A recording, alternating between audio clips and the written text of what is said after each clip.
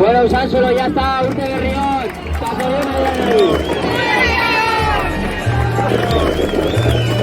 Eta bai, inozenta dizan, abenduak sortxean gauz, baina Usansolon gauri aspatu dugu 2025 urtea. Hemen ikusten zuen jendea beteala, plaza beteala jendeaz. Matxa jandogut, ospatu dugu txampanerekin, da bain jarretuko dugu ospatu den urte berri hau. Urte berri hon, Usansolo.